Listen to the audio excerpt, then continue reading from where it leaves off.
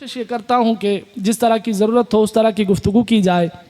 आप अहबाब को पता है पाकिस्तान और हिंदुस्तान के जो हालात हैं, कशीदगी जो चल रही है और जो हमले भी हुए एक दूसरे की तरफ, उस हवाले से चंद बातें अर्ज़ करूँगा। और ये मामला अभी रुका नहीं है, बज़ाहिर ये लग रहा है कि रुक गया है, लेकिन एक कुफर दे नाल जंग तो होनी होनी। आका अलैहिस्सलाम की हदीस मुबारक में फरमाया क़यामत तक जिहाद जारी रहेगा। तो ये जिहाद रुकना नहीं, ये जिहाद जारी रहेगा। ऐसी करिए ना करिए, अल्लाह किसी और ने भेज देगा, लेकिन जिहाद हमेशा जारी रहेगा। कुरान पाक की बहुत सारी आयत हैं इस हवाले से जिसमें अल्लाह ताला ने जिहाद का हुक्म दिया है। एक आयत अर्ज़ करके फिर अहादीस की तरफ आऊँगा। पारा नंबर 2 सूरह बकरा आयत नंबर 190, उसमें अल्लाह ताला ने इरशाद फरमाया वक़ातिलू फ़ी सबीलिल्लाहि अल्लज़ीना युक़ातिलूनकुम, फरमाया उनसे लड़ो अल्लाह की राह में जो तुमसे लड़ते हैं। काफिर लड़ रहे हैं या नहीं मुसलमानों के नाल, ते रब दा हुक्म है कि उन्हां नाल लड़ो। कोई ये ना सोचे कि जी मौलवी जदों देखो मरण मराण दियां गल्लां लड़न लड़ान दियां गल्लां, ये नहीं, रब दा हुक्म है। फरमाया उन्हां दे नाल लड़ो जेड़े तुहाडे नाल लड़दे ने। ते लड़ना किस वास्ते? अल्लाह दी राह विच। तो ये जिहाद जो है मुसलमान वो तो इस जज्बे के साथ जाता है कि मैं शहीद हो जाऊं। और जैसे अल्लामा इकबाल रहमतुल्लाह ताला ने क्या खूब फरमाया कि काफिर हो तो शमशीर पे करता है भरोसा, शमशीर तलवार को कहते हैं। काफिर हो तो वो अपने असले पे भरोसा करता है, और मोमिन हो तो बेतेग भी लड़ता है सिपाही। मोमिन दे हाथ कुछ ना भी हो कहना आ दे सही। तो ये जो जज्बा जिहाद है ये हर मोमिन के दिल में है। और सहाबा कराम की ज़िंदगियों को अगर देखें बहुत सारी इस पर तफसीली गुफ्तगू हो सकती है, लेकिन एक वाक़या अर्ज़ करके इजाज़त चाहूँगा। ग़ज़वा खैबर के मौके पर हुज़ूर अलैहिस्सलाम अपने सहाबा के साथ मौजूद हैं।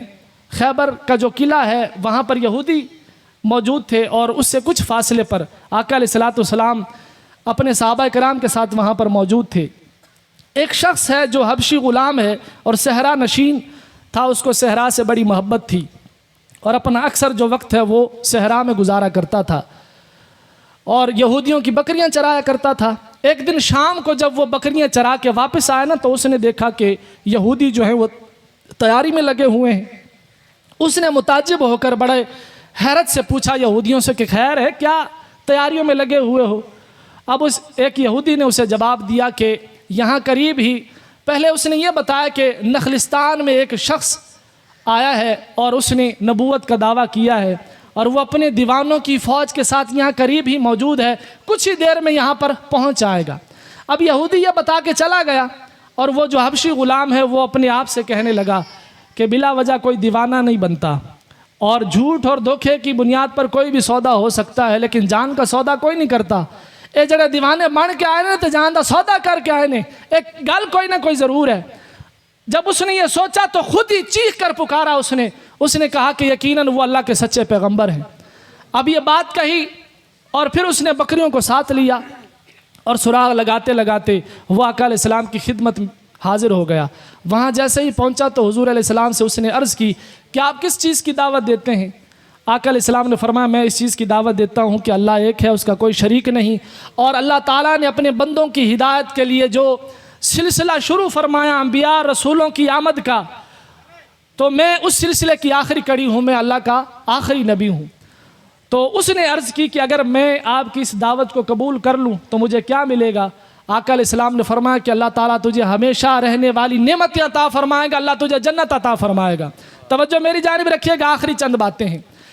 अब उसने अपने दिल की बात कही, कहा कि मैं एक हबशी ग़ुलाम हूँ, रंग मेरा काला है और मैं सहरा से मोहब्बत करता हूँ, अपना अक्सर वक्त जो है वहीं पर मैं गुजारता हूँ, यहूदियों की बकरियाँ मैं चराता हूँ, मेरे जिस्म से बदबू आती है, लोग मुझे अच्छा नहीं समझते। या रसूल अल्लाह, अगर मैं आपकी इस दावत को कबूल कर लूँ तो क्या मुझे भी अल्लाह जन्नत में दाखिल फरमाएगा? आका अलैहिस्सलाम ने फरमाया हाँ, अल्लाह तुझे भी पूरी इज्जत के साथ जन्नत में दाखिल फरमाएगा। अब जब ये सुना ना तो उसने कलमा पढ़ा, उसने कहा कि मैं गवाही देता हूँ कि अल्लाह के सिवा कोई इबादत के लायक नहीं और आप सल्लल्लाहु अलैहि वसल्लम अल्लाह के रसूल हैं, आखिरी नबी हैं। यह जब उसने गवाही दी तो उसने पूछा या रसूल